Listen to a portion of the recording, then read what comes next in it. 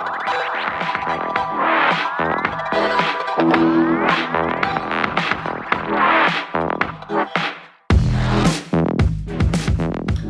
with Ken from Best Rate Global, a company that specialises in currency conversion and educating people on the use of currency in different countries and how to use it properly. Ken, thanks for doing the podcast today. We're going to be talking a bit today about the way in which your company works. Okay. And a little bit about your background as well. Okay. So tell me a little bit more about you and how you got into all of this. Starting at a young age, I went to different schools in different countries. Also, I was travelling at a very young age as well. And I was a bit intrigued in the finance. I know my parents were trying to push me to be a doctor. I told them with a very stubborn answer, no, I'm doing business. And so after that, after finishing B school, I did a bit of travelling. Coming back, I wanted to get into the financial sector. Not too sure which sector to go into. So within a couple of years, I managed to get into finance, liked it, have very similarities because of the foreign exchange. It involves travelling sometimes, if someone is trading Indian rupees, I do have a story behind it. If someone's doing dollars, I can say, something behind it. And normally foreign people who have travelled to that country do tend to trade in that currency as well. So I do have a bit of relationship management in that aspect. We do have a bit of a common ground with me and my clients. It helps me to trade them better and also have at least they know they're dealing with someone who's just not talking because of data actually has a human being behind that the other line of the phone or the face-to-face. And that's what made me get into more driven to go into this market and actually go and own it, really. So just so people understand what it is that Best Rate Global do, in a nutshell, what is it that Best Rate Global does? Well, Best Rate Global is specialising in getting you a rate of exchange which is more favourable and cost effective as well.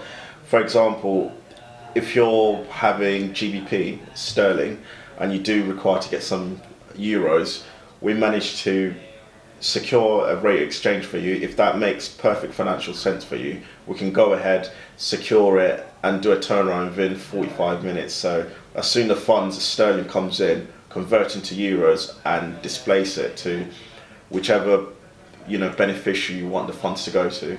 That's our core aspect of our business. But we also give you other options as, for example, if you do require euros in the future, but you don't need it now, we can agree a rate of exchange and we put that order in the market, and once it hits, we automatically secure it and reserve it for you. And in a future date, when you need it and how much you need, we can displace it to where you want it to go. You can have access to that rate. Now, off camera, we have spoken about this other side of it, where you can, if you're paying payroll in different countries and different currency, that's where you really come into your own. How does that bit of your business work? For example, if you're doing a payroll and you have a lot of employees who are based overseas, for example, if you're an oil company and you have clients in the UAE or you have in Oman, and they do drilling and you pay them in a local currency, you're not going to go to every single bank account and say XYZ, I need to pay this and this. First of all, you won't know what exchange rates you're doing since you're selling sterling and buying AED or whichever currency you're looking to do. You want to secure a rate of exchange which protects your profit margin, also helps to get really competitive exchange rates, and also you want the payments or the funds to be there on time as well, because it is someone's payroll. What we do, we make sure we get it in the fastest turnaround and also give you a rate of exchange which beats the banks. We ensure you get a competitive rate from the live market, and also the timing is everything. We can pull it same day or next day payments into the beneficiary's account. And generally across the board with your clients, this can be anyone. So from the point of view we've just been talking about payroll, but generally using your services, it can be somebody like me Yes. who uses your services, but it can also be like a huge corporate company that uses them. Yes. Well, I mean, one of the best things about Best Rate Global, we do not have requirements. I know one day you may need a requirement, and for example, your company may grow and you may need a lot more requirements from us. I don't want you to have an image or a memory in your mind that I really wanted to get this exchange rate, so it's so convenient and so cost effective for me, but they didn't allow me because we have minimum requirements. So we cater for everyone. We don't concentrate on profit maximization. I believe that's a bit outdated. We just concentrating on sales and trying to cover everyone's requirements without notching, without devaluating the service, because the service is everything. And it is very much people driven, isn't it, what you do? Because a lot of the things that happen around currency and conversion, it's all very anonymous. But you, as we're doing this podcast now, it's very much more about people knowing more about what they're doing with currency and more about the people like yourself behind the trades and how that's done, and learning a little bit more and you sharing more with people about how it works. So based on that, what would be your sort of top tip, as it were, for people learning, who are coming into learning a bit more about how currencies work? What would you give them as a tip? Nothing comes easy. You don't learn it within a week or a month. It is experience which is the best teacher. You should be up to date with news, because everything affects currency. If a tsunami hits Japan, understand Japanese yen will most likely depreciate. Hurricane, if something happened in the US, it will have a bit of effect on the US dollar trading. But yes, be up to date with news, with data. That should give you more of an idea of how a currency will react to a certain headline or certain data, which can allow you to get a bit of grasp of what currency is and where the currency is going.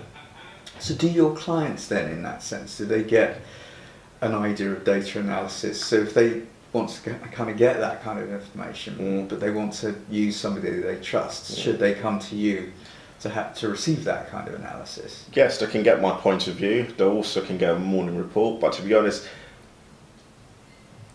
doing that it's a job, right? And most of my clients already have a job. Last time they want to do is have another 8 hours put in their time load just to understand something which takes them 20 minutes to do. That's why we take that burden away from them. This is what we do.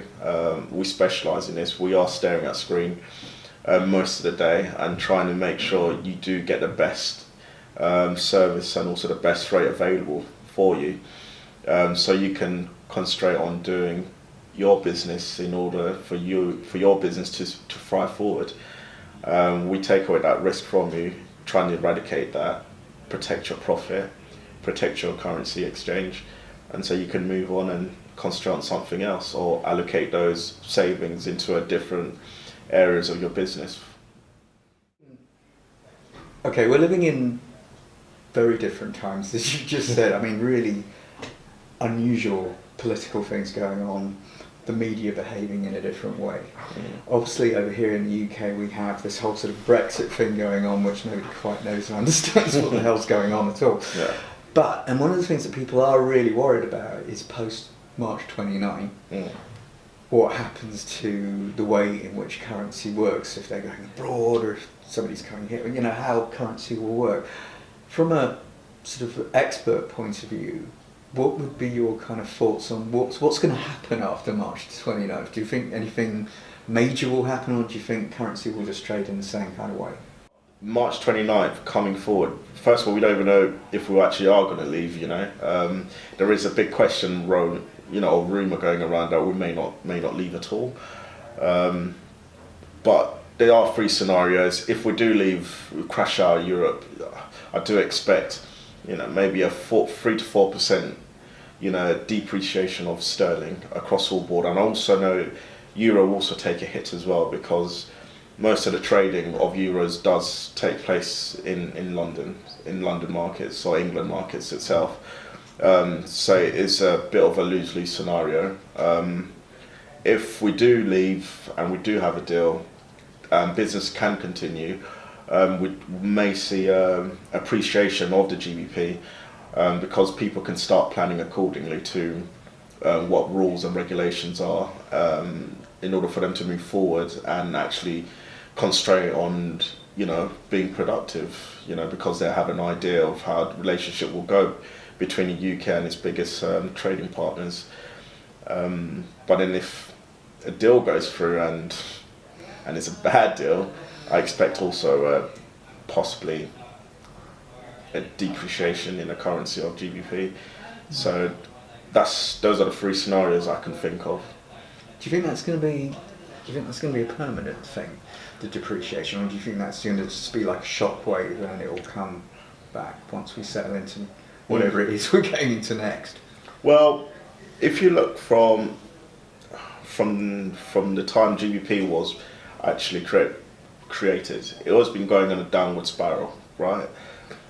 Before you used to buy, £1 was equal to $3, at one particular point. Now it's barely £1.50, £1 will equal to $1.5. But there could be it will be a shockwave. It won't be at the bottom. It will appreciate to a new level, and there will be a new norm, and that's where it will be the trading blocks from there on. Where that point is, I'm not too sure, because we still don't know where the political stability is for us and the EU. So initially, yes, there will be a shockwave. There will be a shortfall, but it would recover. But it will find a new medium or a new trading level, where it will not be at the bottom, also not be at pre-Brexit peak. Do you think that affects your market at all? Will it affect your market, or do you think people will kind of do what we've seen? So you expect one thing to happen, things to depreciate or things to crash, but actually they rally and do something completely different. Do you think that may happen here? Yes, it may happen, and one guess it does affect my market, because most of our clients are buyers. They sell sterling and buy, say, euros or dollars or any other currency. We have our book, the ratio of buying to sell is not balanced yet, so we do rely on the UK market to boost our business forward.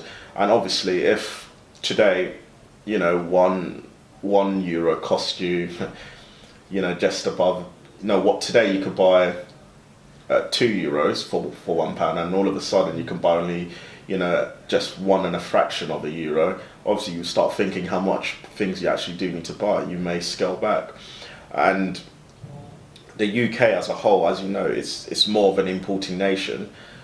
The only way people can, plug that hole or that missing budget is to increase the prices to the final consumer, who, when prices will increase, in order for producers, manufacturers, or importers to pay the bill to their suppliers, because the suppliers are not changing the pricing because we're having a bit of a political meltdown. No, they'll keep their price static because they also have people to pay as well, and that's how it goes.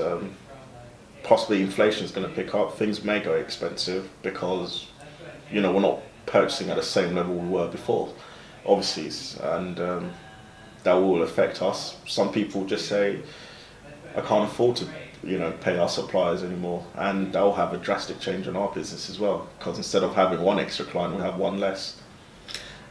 Yeah, I mean, I understand what you're saying, and so from the point of view of right now, what's the best advice for people changing currency in that lead up to the next few months? What's your advice? It depends how frequent there's so many variables to that question. It's how frequent you purchase, how much currency you do need to do need to buy from now until March in this quarter. Also, your costing price as well, because there's no chance I'm going to tell you to purchase soon when your cost price to sterling to a euro, for example, is 116. Also, I would say if you have your costing price, if you have a price which you're willing to purchase for a currency, and you have periodically, say you purchase every week or every month, you have requirements. There is a forward contracts you can do whereby you can reserve a currency when it's more favourable to you and use it as and when you wish in order for you to eradicate the fluctuation of the market, or you can reserve for a whole quarter, a currency for the whole quarter in order for you to use that as and when you wish, so that during this transition of deal or no deal, Brexit or no Brexit, at least you're covered for that shockwave. So a bit of forward planning. Forward planning, yeah. So, okay. So in that respect, in the lead up to the next few months, and your advice on that side, what kind of things can people be doing to kind of exchange? What kind of businesses are going to benefit in the next couple of months through trading currency before we reach that point?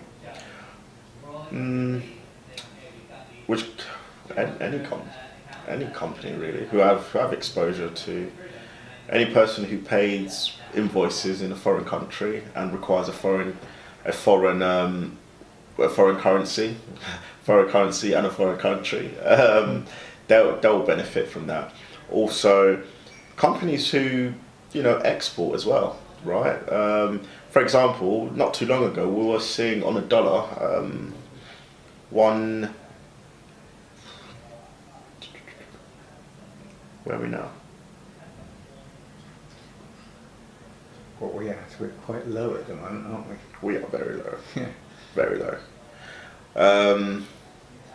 We were seeing in the 120s not too long ago, and it's perked up now, almost at 130. So a company who were buying at who were selling, giving out exports, and was seeing 124s to the dollar, 126s, 125s to the dollar.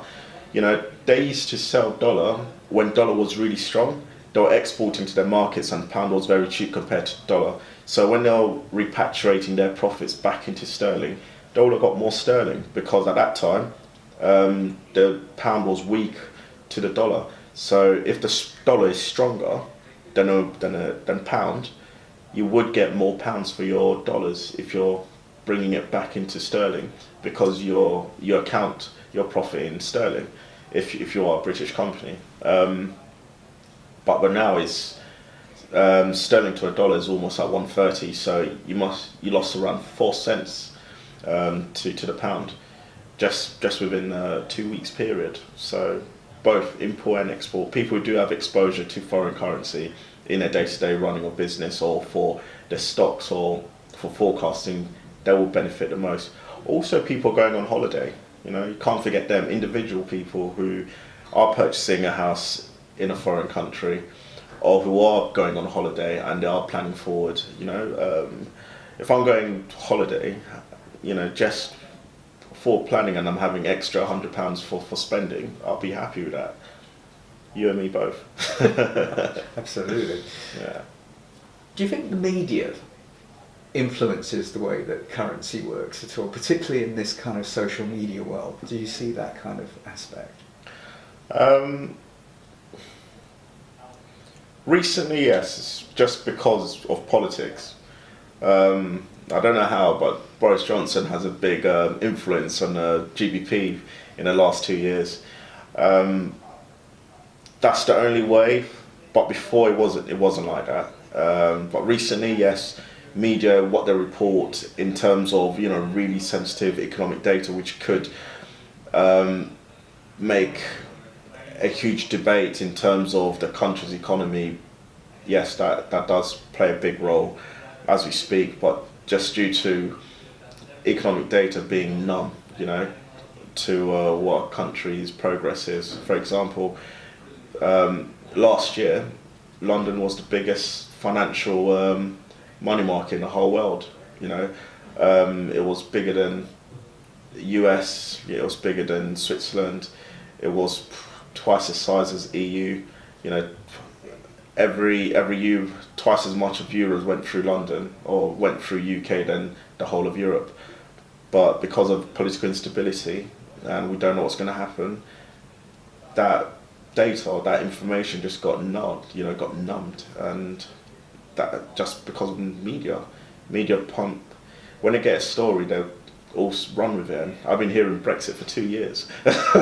So do you think sort of once some kind of decision is made and we're kind of going forward, do you think this country and the way that we trade money is going to kind of, we've talked about the shock effect, but do you think this actually could be an advantage? We could have an advantage on other countries through the result of this? Well, first of all, you'll have an advantage for yourself. For example, if you want to eat something, you're hungry, and you and your partner want to go to a restaurant, the first thing you want to do is decide what type of food you want or where you want to go in order for you to start making progress to go to your final destination or to go and get something to eat to satisfy your urge to eat.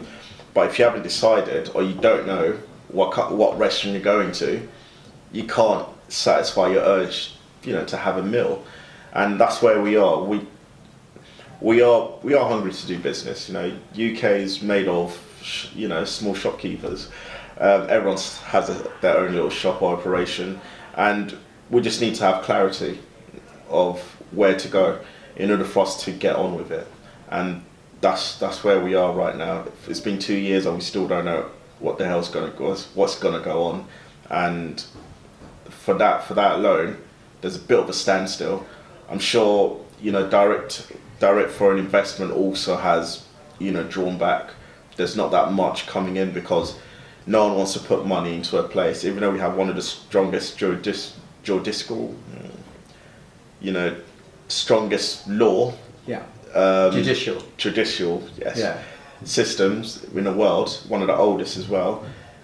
They still need, certainty of how business will go. You can put investment into a country or into an entity knowing, this is what's going on, and then after Brexit, a new set of law comes in which could, tangle your funds up in the entity whereby you have very hard to pull out, which no foreign investor wants. So ideal is you do need to have an idea of what's going on in order for you to make a more informed decision. With currency obviously being so important about what we do, importing, exporting, and allies in general, do you think enough companies, bigger companies and even medium, small to medium enterprise businesses, do you think they use your knowledge and your expertise enough yet? Some do. Some, I wish they'd do more.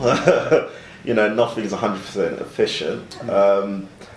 But yeah, of course, a lot of people will need updates. We do give out daily FX report from our in-house research group, which can give you an insight of where we think our prediction's going to be, and also what we plan to do as well, and what our suggestions.